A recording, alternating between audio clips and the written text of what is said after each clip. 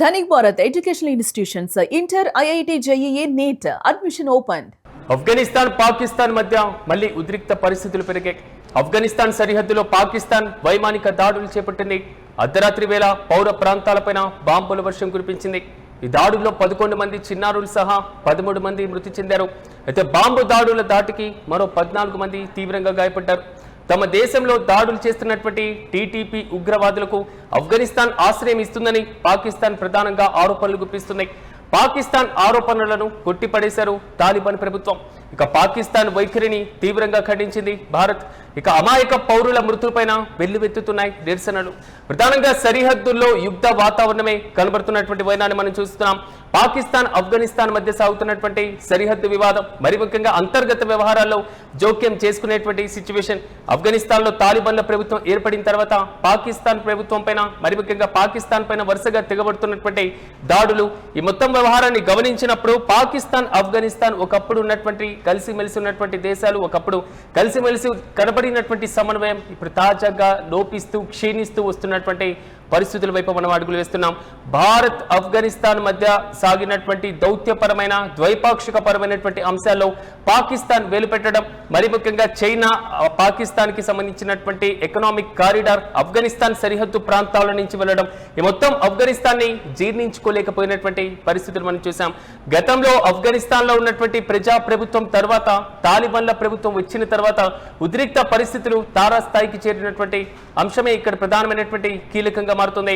గత కొన్నేళ్లుగా ఇరు దేశాల మధ్య ఉన్నటువంటి ప్రధానమైన సరిహద్దు వివాదం రోజుకో మలుపు తిరుగుతున్న పరిస్థితులు, మరి ముఖ్యంగా ఉగ్రవాద దాడులకు, ఉగ్రవాద ప్రేరేపితమైనటువంటి చర్యలకు పాకిస్తాన్ పాల్గొంటుంది. ఇది ఆఫ్ఘనిస్తాన్ చేస్తున్నటువంటి ఆరోపణ. కానీ ఆఫ్ఘనిస్తాన్ లో ఉన్నటువంటి ఉగ్రవాదులు పాకిస్తాన్ లో ఉన్నటువంటి కరాచీ, ఇస్లామాబాద్ వంటి కీలకమైనటువంటి నగరాల్లో, కీలకమైనటువంటి ప్రాంతాల్లో బాంబులు పేల్చి దాడులు చేస్తున్నాయి అనేది మాత్రం పాకిస్తాన్ చేస్తున్నటువంటి ప్రధాన ఆరోపణ. ఈ ఆరోపణ ప్రత్యారోపణల మధ్య ఇరు దేశాల మధ్య ఉద్రిక్త పరిస్థితులు సాగుతున్నటువంటి నేపథ్యంలోనే మంగళవారం అర్ధరాత్రి ఖోస్ట్, కునార్, పక్తికా ప్రావిన్స్ లో ఉన్నటువంటి పౌర నివాసాలే లక్ష్యంగా ఆఫ్ఘనిస్తాన్ దాడి చేసినట్లుగా ప్రధానంగా పేర్కొంటున్నారు. దీంతో పాటుగా సెర్ఫా జిల్లాలో ఉన్నటువంటి ఓ ఇంటిపైన చేసినటువంటి దాడిలో 9 మంది చనిపోయారు, మరో 10 మంది గాయపడ్డారని ఖోస్ట్ ప్రావిన్స్ కి చెందినటువంటి అధికారులు కూడా అధికారికంగా ధృవీకరించారు. మృతులంతా చిన్నారులేనని స్థానికులు వాపోతున్నారు. అయితే బాధితులు నిద్రపోతున్నటువంటి సమయంలో అర్ధరాత్రి ఈ దాడులు చేయడం మాత్రం కొంతవరకు కలకలం రేపింది. ఈ దాడిలో మొత్తం 11 మంది చిన్నారులు సహా ఒక మహిళ, వృద్ధుడు కూడా ప్రాణాలు కోల్పోయారు. మరో 14 మంది తీవ్రంగా గాయపడినట్లుగా తెలుస్తుంది. వారిని సమీప హాస్పిటల్కి తరలించారు. అక్కడ వైద్య సహాయాన్ని కూడా అందిస్తున్నటువంటి వైనం. వారిలో అనేక మంది మహిళలు, చిన్నారులు కూడా ఉన్నారు.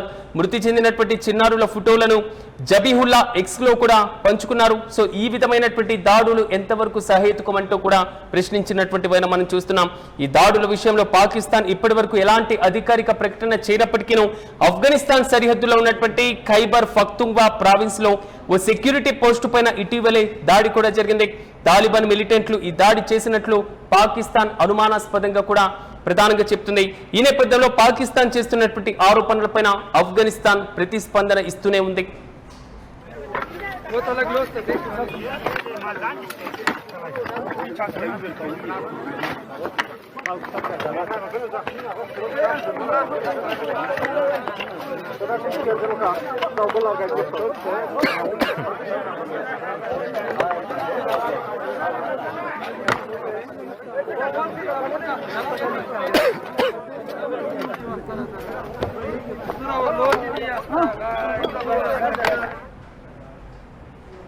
మొత్తం మీద ఆఫ్ఘనిస్తాన్ పాకిస్తాన్ మధ్య ఉద్రిక్త పరిస్థితులు మళ్ళీ తారాస్థాయికి చేరుతున్నాయి. ఆఫ్ఘాన్ సరిహద్దులో పాకిస్తాన్ వైమానిక దాడులు చేపట్టింది. అర్ధరాత్రి వేళ పౌర ప్రాంతాలపైన బాంబుల వర్షం కురిపించింది.